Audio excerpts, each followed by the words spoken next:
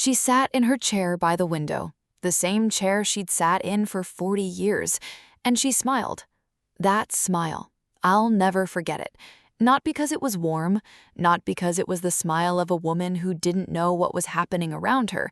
No, it was the smile of someone who knew something the rest of us didn't. But I was too young, too naive, too busy watching everyone else in that room to understand what it meant.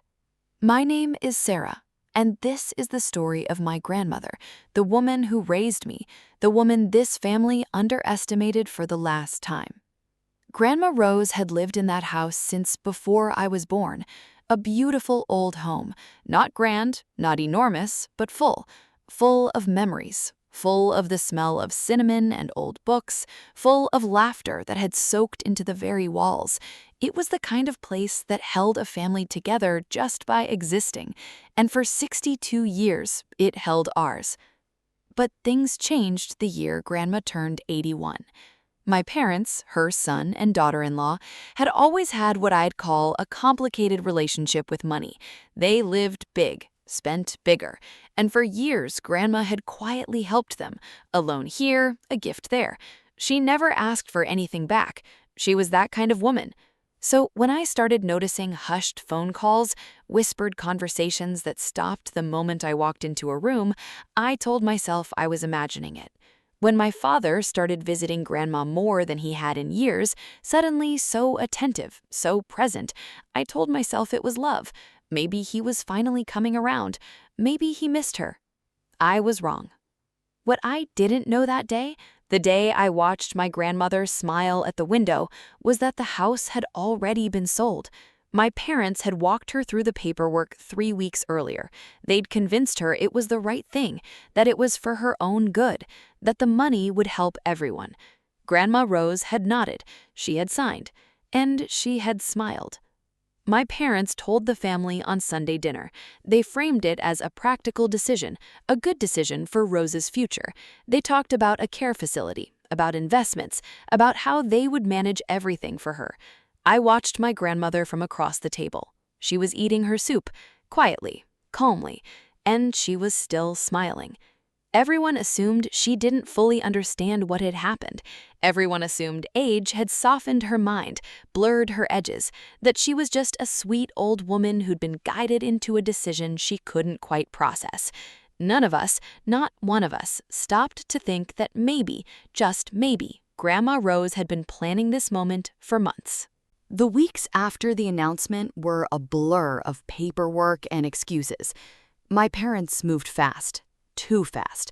Buyers were already lined up, which, looking back, told me everything. This hadn't been a sudden decision. This had been arranged, planned, a slow, quiet operation carried out right under Grandma's roof while she made them tea. The sale price was significant, more than enough to be life-changing, and according to my father, every cent of it would go into a trust managed by him for Grandma's care, her comfort, her future. He had documents, he had a lawyer, he had a plan. What he did not have, and this is the part that still makes my chest tight when I think about it, was her trust. He had her signature, but he never had her trust. I tried to talk to Grandma privately. I found her in the garden one afternoon, her hands in the soil the way she always did when she was thinking. I sat beside her and I asked her gently if she was okay, if she really understood what had been signed. She looked at me for a long moment, and then she said something I didn't fully understand at the time. "Sarah, my love, I've been watching this family for 81 years. I know exactly who everyone is, and I made my arrangements a long time ago." I thought she was confused. I thought she meant emotionally. I squeezed her hand and she squeezed back, and we sat in that garden for a while longer. I didn't push. I should have pushed. Because over the next few weeks, things began to unravel in ways none of us expected. My parents moved Grandma into a modest apartment, nothing like what they'd promised. The care facility became a 2-bedroom flat on the edge of town. They visited twice in the first month, then less. The money from the house, as far as any of us could tell, had vanished into the shape of a new car, a holiday, and a kitchen renovation. I was shattered. I drove to Grandma's apartment one evening, ready to fight for her, to call lawyers, to make noise, to do something. I found her in her armchair, a cup of tea on the side table, reading a letter. She looked up when I came in, still calm, still composed. She said, "Sit down, sweetheart. There's something I need to show you." She handed me a folder, a thick, organized, tabbed folder, the kind you don't put together in an afternoon. Inside was a second deed, a separate property, a small cottage 2 towns over, purchased quietly in her own name 8 months before the house was sold, paid for in full from savings my parents never knew she had. There was also a will, revised, witnessed, legally airtight, and a letter to a solicitor already sent, documenting every financial arrangement my parents had made using her money over the past decade. I looked up at her. My hands were shaking. She was not shaking at all. She said softly, "I let them think they were in charge. People who underestimate you always give you more time to prepare." The solicitor's letter reached my parents on a Thursday morning. I wasn't there when they opened it, but my aunt told me later that my father had gone completely pale, that he'd sat down slowly, like someone had taken the air out of the room. The letter outlined a formal financial review of all gifts and loans Grandma Rose had made over the past 15 years, all documented, all recorded in her careful handwriting across years of journals she'd quietly kept. The letter also made clear that the sale of the family home had been permitted, willingly, knowingly, because Grandma had already secured herself. She had never needed that house to survive. What she had needed was the truth about who her family really was, and she had gotten it.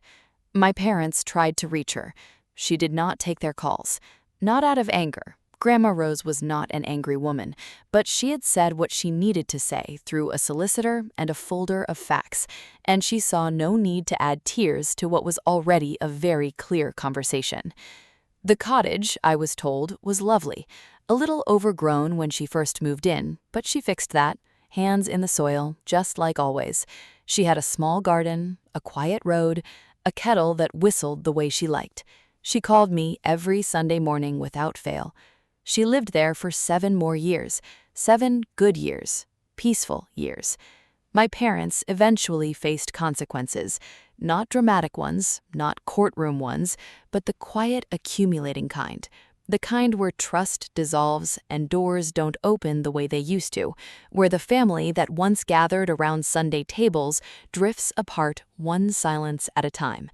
And my grandmother, the woman they thought they had outmaneuvered, the woman they had underestimated in her own garden, lived exactly the life she had prepared for herself, on her own terms, in her own home, with her own peace. Closing reflection. The most dangerous person in any room is the one who smiles and says nothing, not because they don't know what's happening, but because they've already decided how it ends. Grandma Rose taught me that real strength isn't loud, it's patient, it's quiet, and it doesn't need an audience. If you ever find yourself underestimating a woman who has simply stopped arguing with you, look again. She may not be surrendering, she may just be finishing her plan.